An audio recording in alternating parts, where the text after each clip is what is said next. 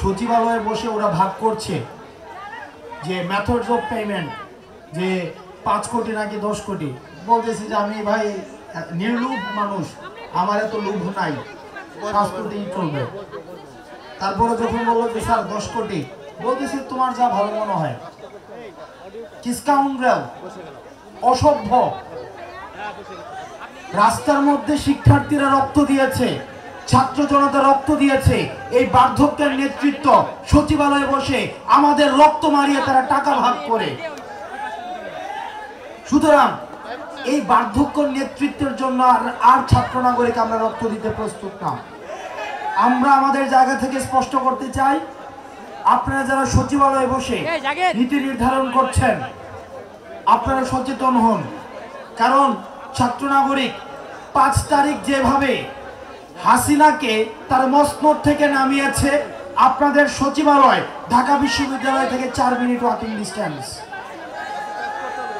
আপনারা সচিবালয়ে বসে 5 কোটি না 10 কোটি ভাগ করবে, আর আমি আমার বাজারে গিয়ে আমি আমার প্রতিদিনের নিত্য প্রয়োজনীয় জিনিসটি কিনে আনতে পারবো না, এই জিনিসটা হবে না। আপনারা বাজারে যাওয়া আছে এখানে মানুষের, বাজারে যান, কারা কারা বাজারে যান?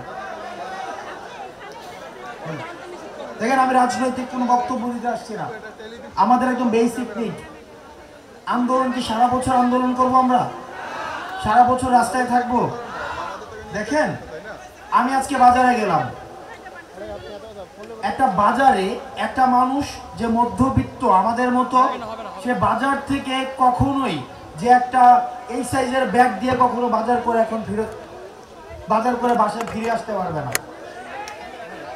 আমরা আজকে এই সরকারের 2.5 মাস হয়েছে, 2 মাস হয়েছে, 2 মাস হয়ে যাওয়ার পরেও কেন বাজারের সিন্ডিকেটগুলো এখনো পর্যন্ত সচল থাকবে? বাজারে কেন যেই সবজিটা উত্তরবঙ্গে 30 টাকা, কি কারণে সেটা ঢাকায় এসে 100 টাকা হয়ে যাবে? সুতরাং আপনারা সরকারে যারা আছেন, আপনারা বিভিন্ন সরকারি সুবিধা নিয়ে আছেন, আমরা যারা রাস্তায় আন্দোলন করেছি, ছাত্র যারা জনতা রক্ত দিয়েছে, তারা সরকারি সুবিধা পাচ্ছে না, তাদের বাসার বাজার সরকারি টাকায় তাদের ফ্রিজে আসে না। সুতরাং বাজারের সিন্ডিকেটগুলো ভেঙে দিয়ে সাধারণ মানুষের কাছে যেন বাজারগুলো পৌঁছে যায়, আপনারা সেই ব্যবস্থা দ্রুততম সময়ের মধ্যে করুন। না হয় ছাত্র নাগরিক এই সরকারের বিরুদ্ধেও কথা বলা শুরু করবে। এখানে যারা শিক্ষার্থী রয়েছেন, আপনাদের শিক্ষার্থীদের প্রতি আমি একটা আহ্বান জানিয়ে আমার বক্তব্য শেষ করব। বৈরী আবহাওয়া, আমি দীর্ঘায়িত করছি না। সেটা হচ্ছে যে আমাদের কিছুদিন পরে, আমাদের সামনে আমাদের ভাইরা রয়েছেন, কিছুদিন পরেই আমাদের যে বাংলাদেশের সাম্প্রদায়িক যে সম্প্রীতিটি রয়েছে, আমাদের সাম্প্রদায়িক সম্প্রীতির সনাতন ধর্মাবলম্বীদের সবচেয়ে বড় উৎসব যে দুর্গাপূজা কিছুদিন পরে রয়েছে। দুর্গাপূজাকে ঘিরে বিভিন্ন মহল ইতিমধ্যেই ষড়যন্ত্র লিপ্ত হচ্ছে। আমরা যেভাবে 5ই আগস্টের পরে আমরা দেখেছি মাদ্রাসার শিক্ষার্থীরা মন্দিরগুলোকে পাহারা দিয়েছে, পাড়া মহল্লায় দাঁড়িয়ে দাঁড়িয়ে আমরা আমাদের সংখ্যালঘু ভাইদের আমরা বাড়িঘরগুলো পাহারা দিয়েছি। সুতরাং এই যে সামনের পূজাটি রয়েছে, এই পূজাটি আমাদের যারা ভাইরা রয়েছে, অন্য ধর্মের ভাইরা রয়েছে, তারা যেন তাদের অনুষ্ঠানটি নির্বিঘ্ন পালন করতে পারে, সেটির জন্য আমরা আমাদের জায়গা থেকে নিরাপত্তা বেষ্টনী তৈরি করব এবং তাদেরকে যেন কোনো ধরনের হামলা, কোনো ধরনের সাম্প্রদায়িক কোনো ধরনের ষড়যন্ত্র, সেগুলোকে রুখে দেওয়ার জন্য আমাদেরকে প্রস্তুত থাকতে হবে। আমরা এই যে আন্দোলন করেছিলাম, এই আন্দোলনের কিন্তু আরেকটি উদ্দেশ্য ছিল, সেটা হচ্ছে চাকরি বা কর্মসংস্থানের যে বিষয়।